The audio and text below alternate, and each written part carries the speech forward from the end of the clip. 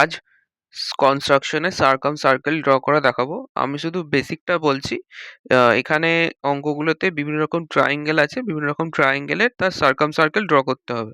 তাহলে ট্রায়াঙ্গেলটা যেমন আগে ড্র করতাম তেমনভাবেই ড্র করব। তারপর সেই ট্রায়াঙ্গেলের ওপর কিভাবে সার্কেল তৈরি করব সেটাই আমি শুধু দেখাচ্ছি। তাহলে দেখ, এখানে 1-এর 5-এর অঙ্কটা পেজ নাম্বার 176 এর 1-এর 5-এর অঙ্কটা এখানে আমি বলছি। এখানে এ বি হচ্ছে 6.7 সেন্টিমিটার, অ্যাঙ্গেল এ হচ্ছে 75 ডিগ্রি আর অ্যাঙ্গেল বি হচ্ছে 55 ডিগ্রি। ঠিক আছে, এগুলো এই ট্রায়াঙ্গেলটা ড্র করা হয়েছে। তারপর এর ওপর আমি সার্কেল তৈরি করব। সার্কেল তৈরি করার জন্য যে কোনো দুটো সাইডকে আমি বাইসেক্ট করব। ঠিক আছে, সেটা আমি এবি বা বিসি করতে পারি, বা এসি বা বিসি করতে পারি, যে কোনো দুটো সাইডকে আমি বাইসেক্ট করব। তাহলে বাইসেক্ট কী করে করব?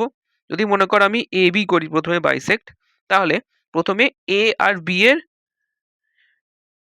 যে ডিস্টেন্স তার থেকে মোটামুটি একটু বড় ডিস্টেন্স নিয়ে একটা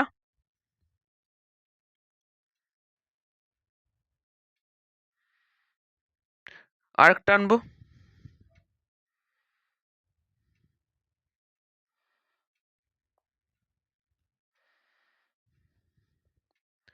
এখানে একটা আর্ক টানলাম। তারপর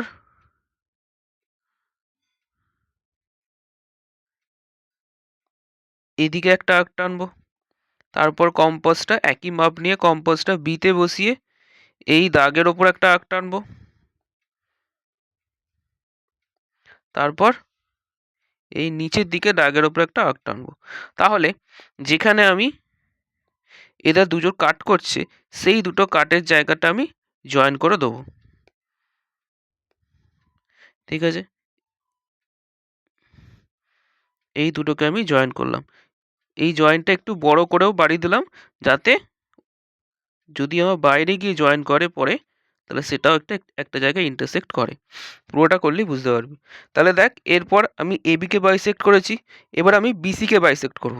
তাহলে কি, এবার একই রকম বিসি